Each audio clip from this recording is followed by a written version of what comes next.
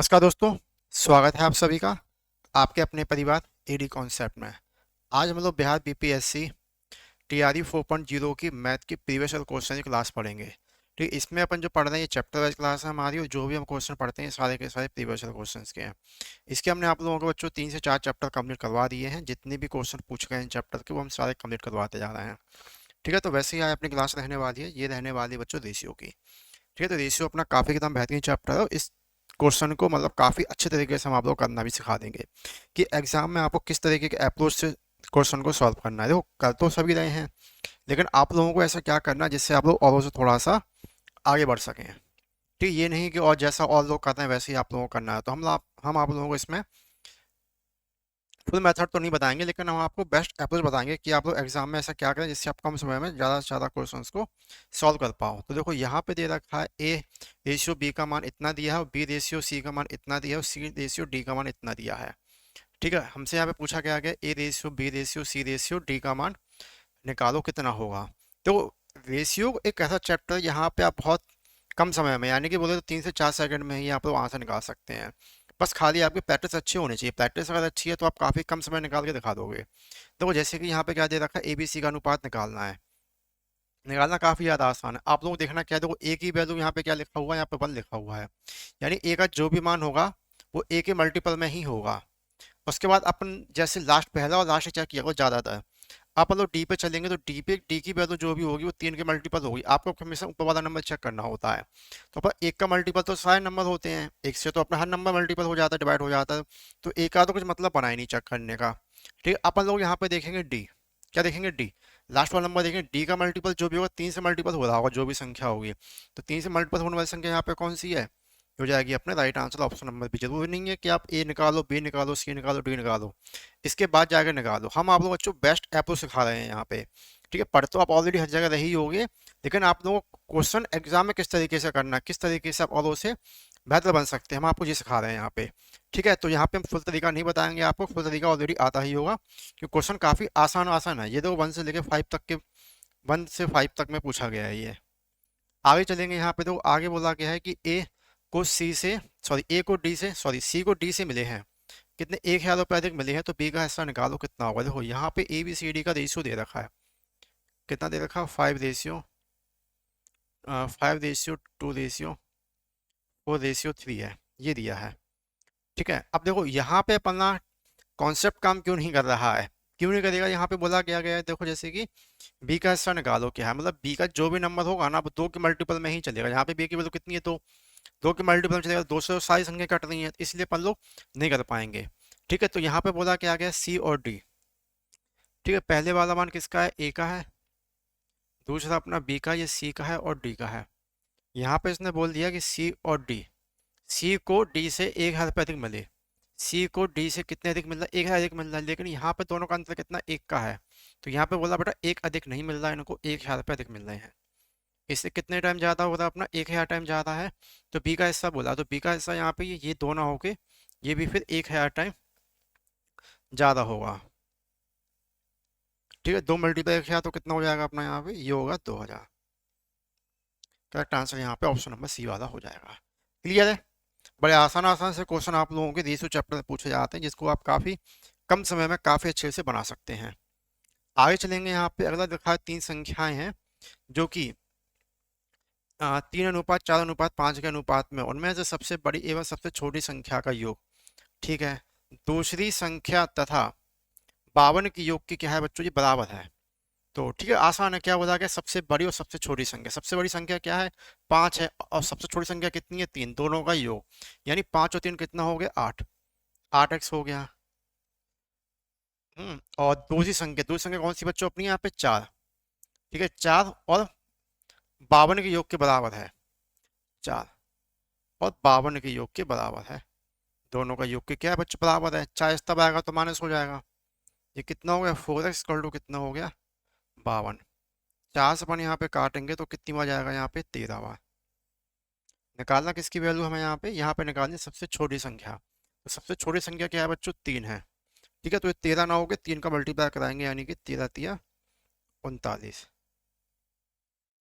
39 अपना यहाँ पे करेक्ट आंसर हो जाएगा। ठीक है, करने के मेथड इसमें और भी थे, लेकिन क्या है ना कि अब आयु क्या है, थोड़ा समझदार हो गया है। वो ऐसे काम कर लेता है कि बच्चे अपनी ट्रिक ना लगा पाए, इसलिए अपन को ज़्यादा सॉल्व करना पड़ा। अब देखो, ये तो पता था कि इसमें बोला क्या आ गया, सबसे छोटी संख्या कौन सी हो, सबसे छोटी संख्या यहाँ पे क्या 3 है, तो 3 के मल्टीपल में होगी। देखो ये तो वहाँ से हो नहीं सकता था, क्यों 3 से कट नहीं रहा है, या तो ये होता या ये होता। यहाँ पे अपन कॉन्सेप्ट लगा के कर भी सकते थे, लेकिन क्या करना, चलो ठीक है, ऐसे ही आप कर लो, क्यों इसमें ज़्यादा दिमाग लगाना है। अगले क्वेश्चन में चलेंगे। तो अगला अपना very very very important question है, ये अपना हर बार आता है। ठीक है, और हर बार आता है, एक क्वेश्चन हर बार करना ही करना है इसमें। तो यहाँ पे क्या दिया गया कि दो व्यक्तियों की जो आय का अनुपात है वो कितना है, 9:7 है। ध्यान से समझना। अब इनकी जो खर्च है, ठीक है, खर्च किस अनुपात में है, यह है 4:3 के अनुपात में खर्च कर रहे हैं। तो बचा कितने, तो कमा रहे हैं कितने, 9:7 में, और खर्च कितना कर दिया, 3:4 में। तो ये बचा कितने रहे होंगे, लेकिन यहाँ पे क्वेश्चन में बचत दे रखी है, बोला है कि ये बचा कितने रहे, बचा रहे हैं दोनों के दोनों 2,000 रुपये। ठीक, भले ही कमा, कोई ज्यादा रहा हो कोई कम रहा हो, ये मतलब नहीं बन रहा। उसमें सीधा बोला कि बचत दोनों लोग बराबर कर रहे हैं, जब भी दोनों लोग बचत बराबर कर रहे हो तो इनके बीच का अंतर दोनों बराबर होना चाहिए। तो देखो यहाँ पे अंतर कितने का आ रहा है, 4 का आ रहा है, यहाँ अंतर कितने का आ रहा है, 5 का आ रहा है, तो ये अंतर बराबर नहीं है। ठीक है, तो अंतर को बराबर करना होता है। अंतर बराबर करने के बच्चों तो काफी सारे मेथड है, आप मन में भी कर सकते हो, मतलब मन से भी आप क्या करो, इसका नियरेस्ट नंबर सोच लो, या नहीं सोच पाओ तो हम करके दिखा दे, जब हम चैप्टर पढ़ाएंगे आपको तब बता देंगे। तो क्या किया, देखो इनमें कितने का अंतर चल रहा, यहाँ हम देखेंगे 2 का अंतर है, और यहाँ पे कितने का अंतर, यहाँ पे 1 का अंतर है। ठीक है, तो 1 का मल्टीप्लाई इन नंबर में कर दो। अब 1 का मल्टीप्लाई किसी भी नंबर में, कोई नंबर तो वही रहेंगे, लेकिन यहाँ पे अंतर कितने का है, 2 का है, तो 2 का मल्टीप्लाई क्या करना है, नीचे पास 2 नंबर में कर दो। तब 4 में 2 का मल्टीप्लाई होगा तो कितना हो जाएगा, 8 हो जाएगा जी। 2 का मल्टीप्लाई 3 में होगा तो कितना हो गया, 6। अब पुरानी वाली संख्या का मतलब नहीं है अपन को। अब देखो इनका जो बचत है दोनों बराबर हो गई होंगी, यहाँ से लेके यहाँ तक भी 1 बचा रहा है, यहाँ से लेके यहाँ तक भी 1 बचा रहा है, दोनों में बराबर अंतर हो गया। लेकिन बोला बेटा ये 1 रुपया नहीं बचा रहे हम तो कितना बचा रहे हैं, हम तो बचा रहे हैं 2,000 रुपये। इससे कितने टाइम ज़्यादा है, ये 2,000 टाइम ज़्यादा है। कितने टाइम ज़्यादा बच्चों, 2,000 टाइम ज़्यादा है। ठीक, तो बोला क्या, उनकी मासिक आय, जो उनकी आय होगी ना, फिर ये भी बच्चों 2,000 टाइम ज़्यादा होगी, यहाँ भी 2,000 टाइम, मल्टीप्लाई कराएंगे तो कितना हो गया, 7×2 = 14। ठीक है, 14,000 ये बचा रहा होगा यहाँ पे, यहाँ मल्टीप्लाई करेंगे 2,000 से, तो कितना हो गया, 9×2 = 18, यानी यहाँ कितना बचा रहा होगा ये, 18,000 यहाँ बचा रहा होगा, 14,000 यहाँ बचा रहा होगा। सिंपल है, क्लियर है, बताओ। यहाँ तक किसी बच्चे को कोई समस्या हो तो पूछ लीजिए। बाकी देखो आप इसको मन में भी कर सकते अगर आप तो ज़्यादा सोच पा रहे हैं तो। हमने क्या बताया था, इनका जो अंतर है दोनों का, आप सेम कर लो, चाहे जैसे सेम करो वैसे सेम कर सकते हो।